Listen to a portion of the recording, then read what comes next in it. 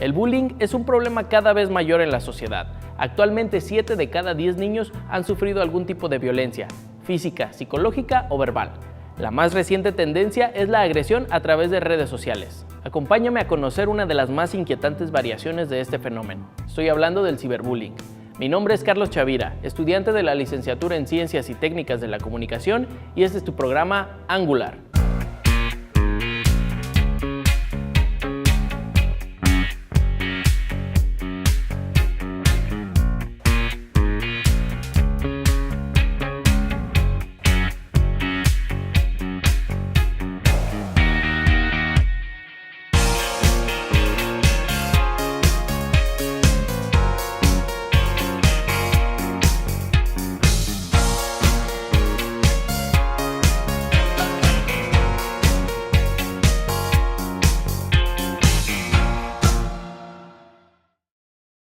Dentro del bullying o acoso escolar y gracias al surgimiento de nuevas tecnologías ha nacido el ciberbullying.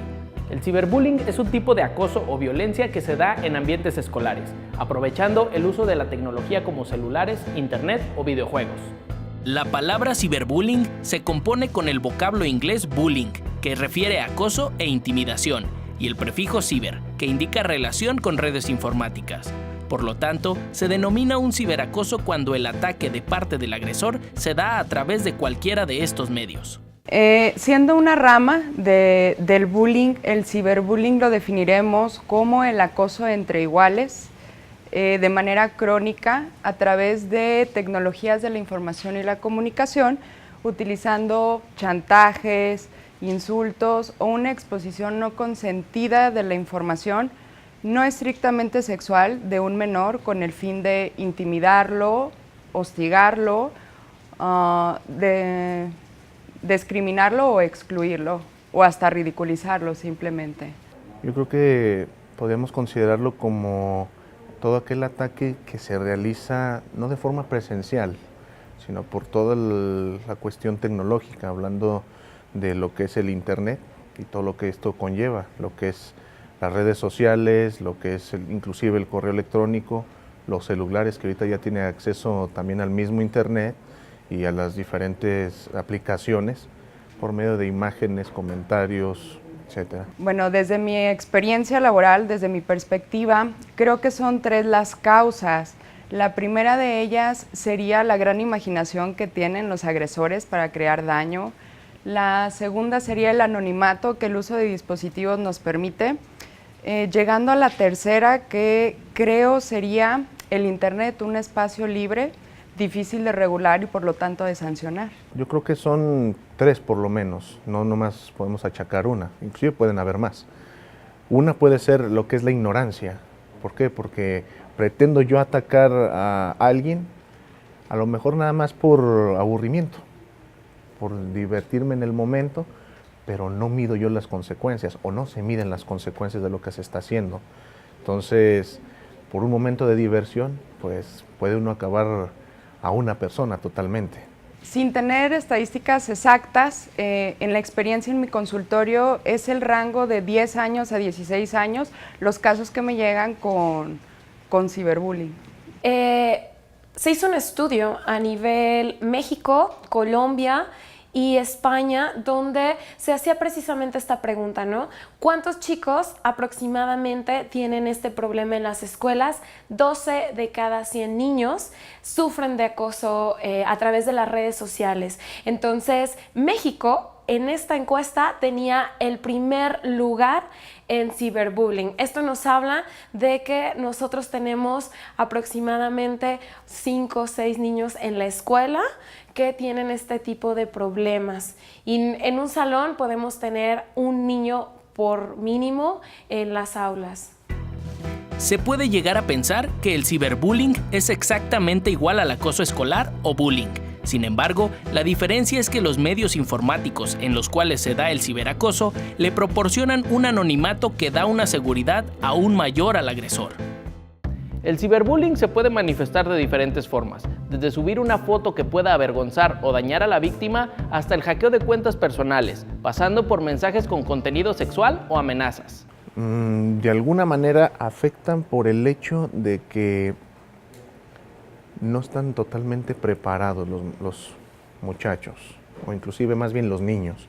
¿Por qué? Porque yo comentaba con otros alumnos el hecho de que de entrada no leemos los términos o el contrato que se hace para abrir una red social. Si lo analizamos detenidamente, descubrimos que primero que nada tenemos que ser mayores de edad. Entonces se alteran las fechas de nacimiento, se abre la red social y pues se abre uno a un mundo sin explorar y no se tiene la suficiente madurez para analizar si una información es buena o mala. Definitivamente es un medio de distracción para ellos y sobre todo si las personas adultas o a cargo de ellos no regulan el uso, no revisan lo que ellos suelen como buscar o en estar ahí enfrente de la pantalla, por supuesto que sí puede representar graves problemas, sobre todo en trastornos del aprendizaje. Según la Universidad Pública de Pensilvania y la Universidad de California, el bullying ocurre mayormente entre amigos, examigos, compañeros de clase y exnovios, pero no es habitual entre desconocidos.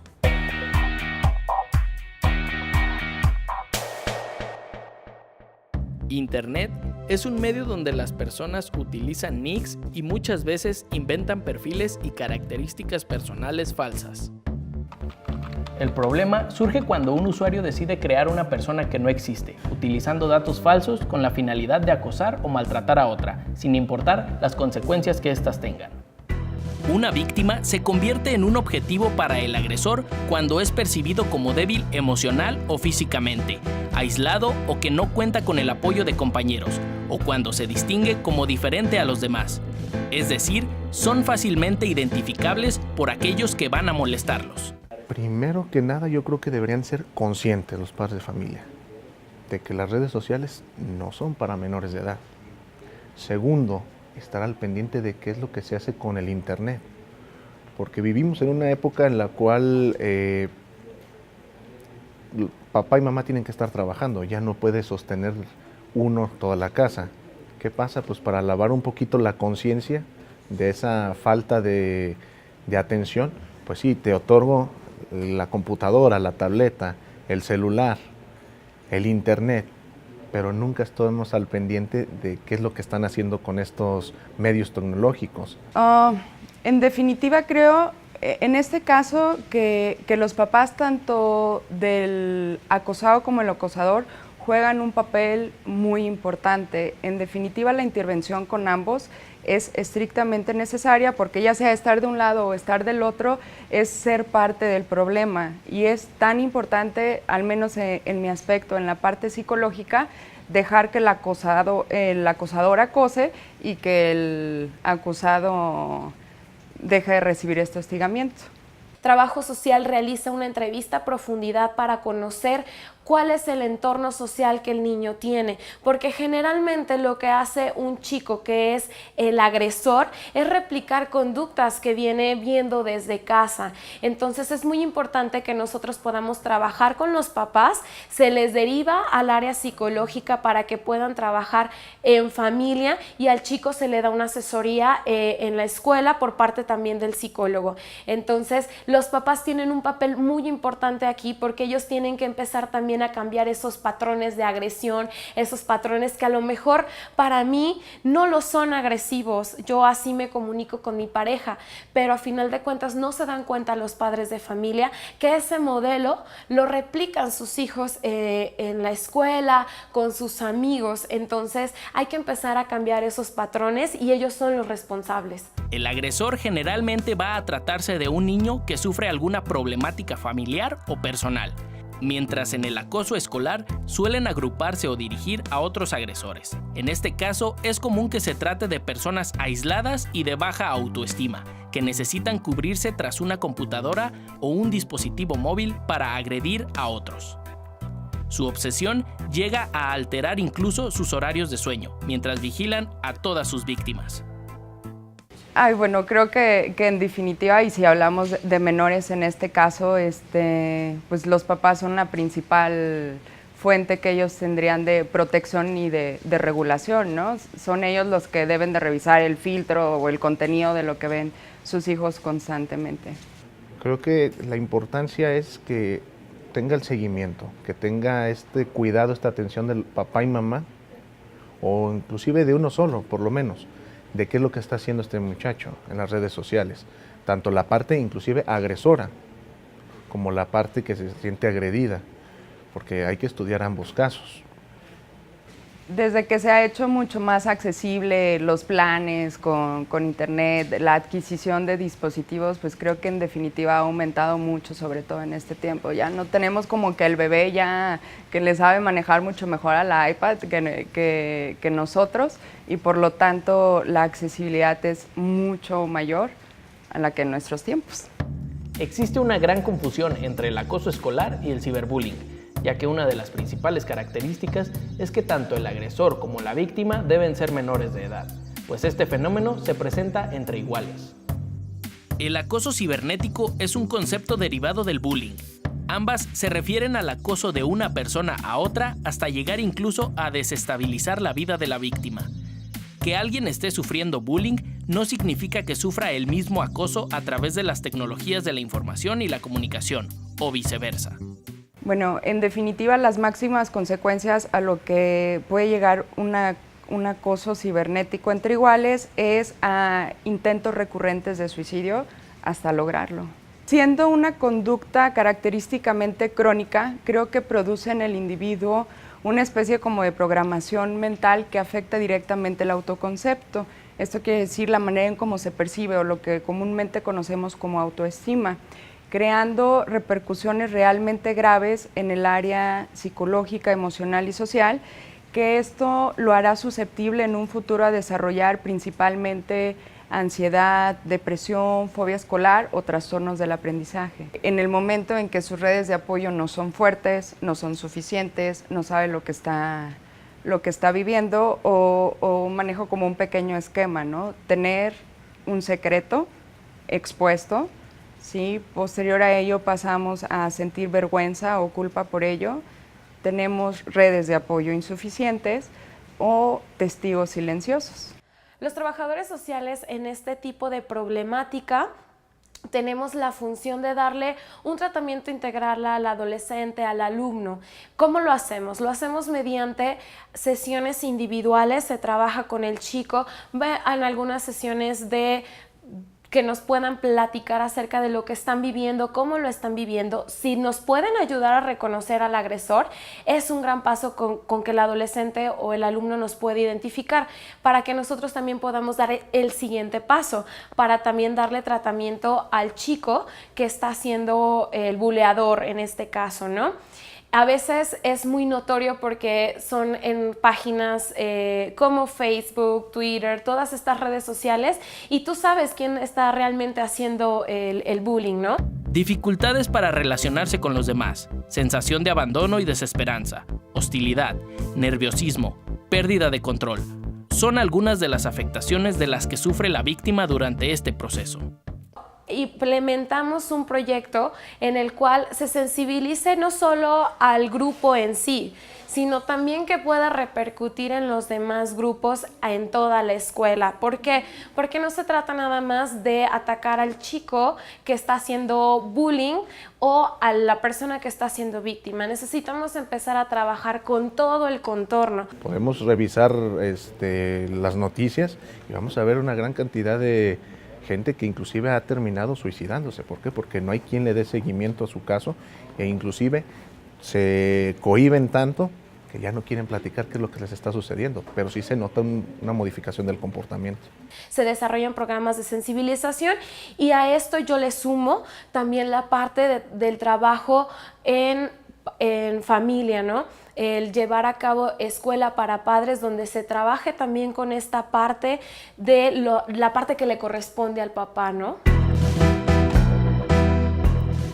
El bullying en México es grave y alarmante. Ocupa el primer lugar a nivel mundial. El 60% de los suicidios de niños en México se deben a esta causa.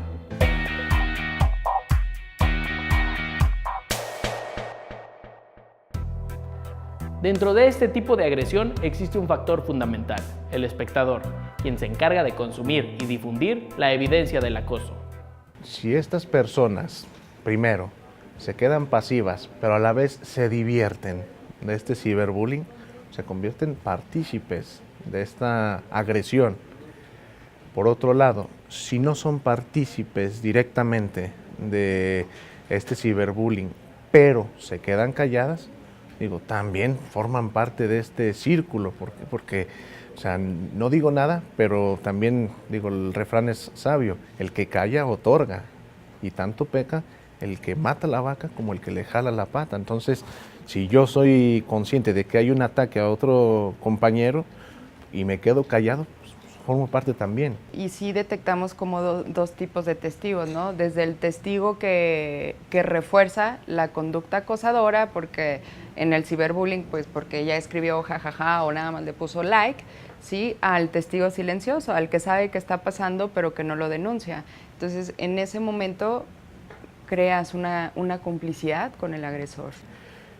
Ahí también sería cuestión de analizar si también está amenazada esta tercera o cuarta persona. ¿Por qué? Porque si la figura agresora es alguien que ejerce un liderazgo, aunque sea en este caso negativo, pues sería cuestión de ver si los tiene amenazados a los demás. Si bien es cierto que en muchos casos el ciberbullying aparece mediante mensajes de texto o amenazas privadas, en otras ocasiones se cuenta con un público extenso, que se dedica a ver y compartir imágenes, videos o conversaciones que ridiculizan o avergüenzan a la víctima. Es importante identificar y combatir este problema. Una manera de hacerlo es no consumir ni compartir los ataques a las víctimas. Recuerda que al ser observador, estás promoviendo y participando en la descalificación de una persona. Cuando hablamos de abusador o del niño bully o ciberbully de esta manera, nos imaginamos inmediatamente al niño más grande, al más alto, al más fuerte. Pero en el caso específico del ciberbullying, encontramos que atrás de la pantalla es una persona con una patología de raíz, ¿sí?, que trata de enmascarar sentimientos fuertes de inferioridad, frustración, inadaptación por miles de circunstancias en su experiencia.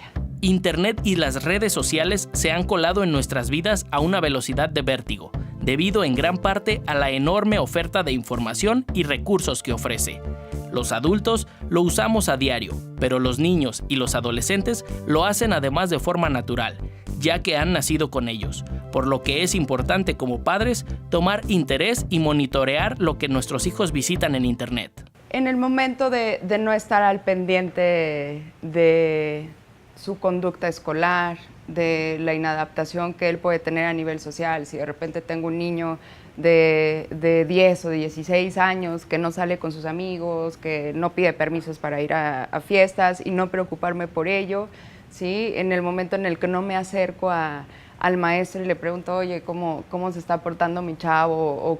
O en qué detalles crees que necesita ponerle atención, desde ahí estamos tratando de un descuido muy grave por parte de los tutores. Entonces se trabaja de manera grupal, de manera institucional y también con los chicos se les da asesoría a los papás que vengan a trabajar la parte social con el trabajador social. El psicólogo lleva alrededor de unas 3 o 4 sesiones en trabajo con el adolescente, tanto con la víctima como con el agresor y con la familia. Se les da un tratamiento aproximadamente de 2 meses. Bueno, en la primera sesión lo que hacemos pues es recibir al paciente, recibir a los padres porque vamos a estar hablando de un menor de edad y tener esa entrevista.